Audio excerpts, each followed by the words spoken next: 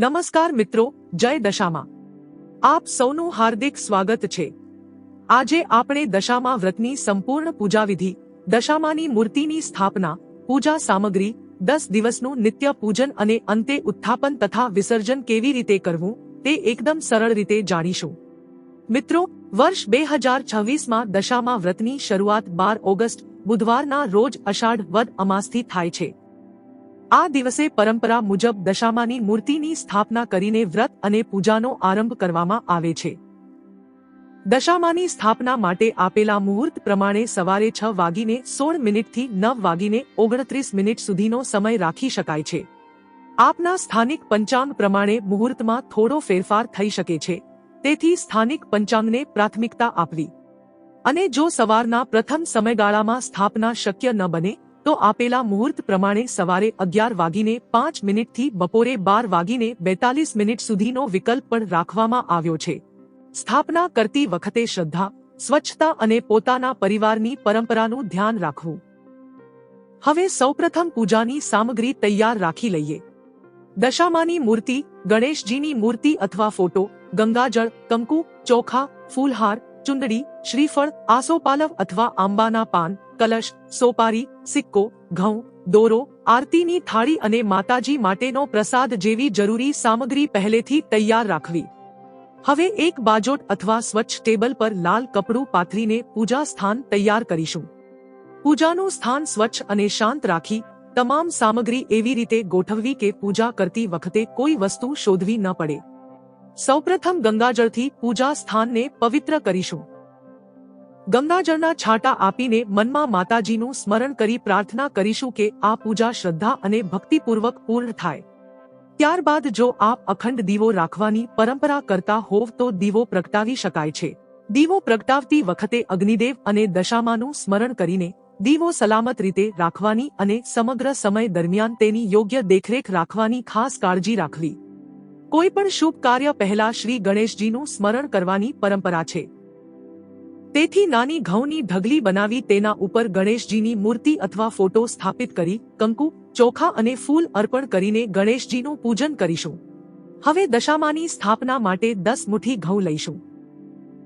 ઘઉંને સ્વચ્છ જગ્યાએ વ્યવસ્થિત રીતે ગોઠવીને તેના ઉપર માતાજીની મૂર્તિ સ્થિર રીતે રાખી શકાય તેવું સ્થાન તૈયાર કરીશું. હવે ખૂબ જ શ્રદ્ધા અને ભક્તિથી દશામાની મૂર્તિની સ્થાપના કરીશું. આપની પરંપરા પ્રમાણે ઊંટ પર બિરાજમાન દશામાની મૂર્તિને 10 મુઠ્ઠી ઘઉં ઉપર સ્થાપિત કરીને કંકુ અને ચોખાથી માતાજીનું પૂજન કરીશું. બોલીએ જય દશામા. હવે માતાજીને કંકુ, ચોખા અને ફૂલ અર્પણ કરીશું. ત્યારબાદ સુંદર ચુંદડી અને ફૂલહાર અર્પણ કરીને દશામાનો ભક્તિભાવથી શૃંગાર કરીશું. દશામાની પૂજામાં ઘણી જગ્યાએ પરંપરા પ્રમાણે રૂ અને કંકુથી બનાવેલી નાગલા ચુંદડી અર્પણ કરવામાં આવે છે.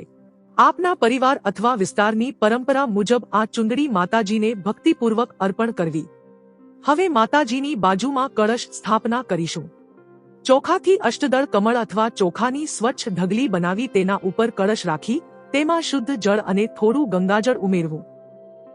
પરંપરા પ્રમાણે સિક્કો અને સોપારી પણ અર્પણ કરી શકાય છે. હવે કળશમાં 5 આસોપાલવના પાન અથવા ઉપલબ્ધ હોય તો પરંપરા મુજબ આંબાના પાન ગોઠવીશું. તેના ઉપર શ્રીફળ પધરાવીને કંકુ, ચોખા અને ફૂલથી કળશનું પૂજન કરીશું. હવે દશામા વ્રતનો પવિત્ર દોરો તૈયાર કરીશું. સૂત્રના દોરામાં 10 તાંતણા અને 10 ગાંઠો રાખીને તેને કંકુથી પવિત્ર કરવામાં આવે છે. દોરો હાથમાં, ગળામાં કે કળશ સાથે રાખવાની રીત અલગ અલગ પરિવાર અને વિસ્તારની પરંપરા પ્રમાણે હોઈ શકે છે. હવે પરંપરા મુજબ કંકુવાળો દોરો ધારણ કરીશું. દોરો ધારણ કરતી વખતે દશામાનું સ્મરણ કરીને પોતાના પરિવારના સુખ, શાંતિ અને કલ્યાણ માટે પ્રાર્થના કરીશું અને 10 દિવસ દરમિયાન તેની સંભાળ રાખીશું. હવે દશામા માતા સમક્ષ હાથમાં જળ, ફૂલ અને ચોખા લઈને 10 દિવસના વ્રતનો સંકલ્પ કરીશું. મનમાં માતાજીને પ્રાર્થના કરીશું કે હે દશામા, મારી ભક્તિ અને પૂજા શ્રદ્ધાપૂર્વક પૂર્ણ થાય અને જાણતા જાણતા કોઈ ભૂલ થાય તો ક્ષમા કરજો. હવે દશામા વ્રતની કથા વાંચવી અથવા શ્રદ્ધાથી સાંભળવી. દશામા વ્રત સાથે જોડાયેલી કથા લોકપરંપરામાં વિવિધ રીતે પ્રચલિત છે. તેથી કથા સાંભળતી વખતે તેને ધાર્મિક લોકમાન્યતા અને ભક્તિ પરંપરા તરીકે સમજવી. કથા પૂર્ણ થયા પછી દશામાની આરતી કરીશું. દીવાથી આરતી ઉતારીને માતાજીને પ્રણામ કરીશું અને પરિવારના સુખ, શાંતિ તથા કલ્યાણ માટે પ્રાર્થના કરીશું. હવે માતાજીને શ્રદ્ધાથી ભોગ ધરાવીશું. લાડુ, લાપસી, ફળ, મીઠાઈ અથવા પોતાના ઘરમાં પરંપરા પ્રમાણે બનાવેલો પ્રસાદ ચાંદીની કે સ્વચ્છ થાળીમાં ગોઠવી માતાજીને અર્પણ કરીશું.